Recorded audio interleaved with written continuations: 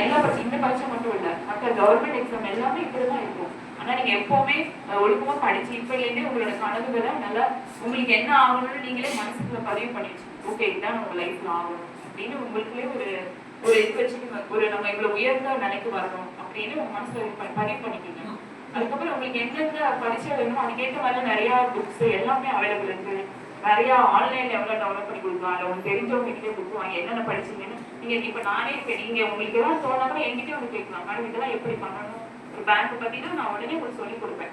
அந்த மாதிரிதான். அதெல்லாம் நீங்க பயப்படலாம் கூடாது. எந்த விஷயம்னாலும் உங்க டீச்சர்ஸ்க்கு சொல்லலாம், உங்க அப்பா அம்மா கிட்ட பகிரணும். சரியா? எதுவாக இருந்தாலும் பயந்துட்டு ஃபர்ஸ்ட் அந்த மாதிரிலாம் பயப்படவே கூடாது. பொம்பளை பிள்ளைங்களும் சரி பசங்களும் சரி எதை பத்தி பயப்படக்கூடாது. அப்பா அம்மா கிட்ட ஃப்ரெண்ட் ஆகிருக்க எப்பவுமே. எந்த ஒரு விஷயம்னாலும் போய் அப்பா அம்மா கிட்ட ஷேர் பண்ணுங்க. சரியா? அவங்கள விட நம்மள அவங்க டீச்சர்ஸ் கிட்டே சொல்லுங்க, இவங்களை விட நம்ம லைஃப்ல நல்லா இருக்கும்னு நினைக்கிறவங்க யாருமே கிடையாது. அதனால நமக்கு எப்பவுமே மாதா பிதா குரு அப்பதான் தெய்வம் சொல்லிக்கலாம். அதனால இவங்க எல்லாருமே நமக்கு ரொம்ப மதிச்சு அவங்க சொல்றது கேளுங்க. அவங்க கிட்ட போய் ஷேர் பண்ணுங்க. அப்பா அம்மா கிட்ட சொல்லுங்க எந்த விஷயம்னாலும் உங்களுக்கு இது படிக்கணும் இப்பெல்லாம் தோணுதுன்னா எல்லாமே ஷேர் பண்ணி ஃப்ரெண்ட்லியா இருக்கேன். இப்போ வரைக்கும் என்னோட அப்பா எனக்கு கல்யாணம் ஆகி என் கணவர் இருக்காங்க. எனக்கு ரொம்ப ஆனா என்னோட ஃப்ரெண்ட் எப்பவுமே என் அப்பா தான். ஏன்னா ஒரு லட்சம் நான் அதனால அந்த மாதிரி உங்களுக்கும் ஒரு மோட்டிவேஷன் யாரும் இது பண்ணி வச்சுக்கோங்க. எப்பவுமே லைஃப்ல அவங்க சொல்ற விஷயம் நல்ல விஷயங்களை மனசுல எல்லாம் பதிவு பண்ணி வச்சுக்கோங்க. என்னோட சொந்த அனுபவத்தை நான் உங்களுக்கு ஷேர் பண்ணிட்டேன்.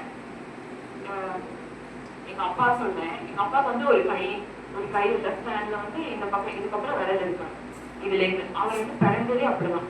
அவர் பிறந்ததையே வந்து என்ன இப்படி ஒரு பையன் பாவம், ஒரு பையன் ஒரு ஆண் குழந்தையால எப்படி இந்த சமுதாயத்துல வந்து இப்படி இருக்க முடியும், அந்த காலத்துல ஏதாவது பண்ணலாம் அப்படியே யோசிச்சிருக்காங்க. ஆனா எங்க அப்பத்தாலாம் வந்து இல்ல என் பெயர் தான் நாங்க வளர்க்கிறோம், அவன் வாழ்க்கையில நல்லா வருவான்னு அன்னைக்கு சொல்லியிருக்காங்க. பிறந்த அன்னைக்கு இந்த பக்கம் இந்த கையே இருக்காரு. அப்போ அவரோட நம்பிக்கை மட்டும்தான். அவர் சொல்லுவார் எங்கிட்ட எனக்கு எங்க அப்பாவோட மோட்டிவேஷன் நான் எப்பவும் சொல்லுவேன். ஒரு நம்பிக்கையா அந்த ஒரு கையில படிச்சிருக்காரு.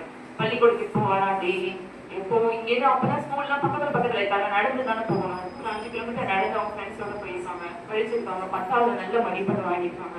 அது மாதிரி 11வது நல்ல மதிப்பெண். அவங்களுக்கு இந்த கை கிடையாது. அந்த கையிலே மட்டை பின்ன பழகி. அப்பதான் எங்க ஊர் ஃபுல்லா தென்னை மரம் இதுதான். மட்டை பின்ன பழகி இருக்காங்க ஒரு கையிலே. எல்லா வேலையும் அந்த ஒரு கையிலே பழகி இருக்காங்க. நம்மள வந்து இது குறைன்னு யாரும் சொல்லக்கூடாதுன்னு எங்க அப்பா இது பண்ணியிருக்காங்க. அதுக்கப்புறம் அவங்களுக்கு காலேஜ் இங்க அண்ணா இதுதான் படிச்சாங்க, காரைக்குடி அழகப்பால தான் படிச்சாங்க. அதுக்கப்புறம் 3 டிகிரி வாங்கியிருக்காங்க, எம்காம் எம்எட் எம்ஃபில். எல்லாமே அவரோட தன்னம்பிக்கை தான். உடனே பரீட்சை எழுதி ஹெச்எம் வாங்கியிருக்காங்க. அப்ப அவரோட ஆசை என்னன்னா ஒரு பேங்க்ல போய் வேலை பார்க்கணும். அப்போ பேங்க்ல ஒரு கையில சேர பண்ண முடியாது சொல்லி கேஷ் எல்லாம் ஒரு கையில எல்லாம் பழகி இருக்காரு.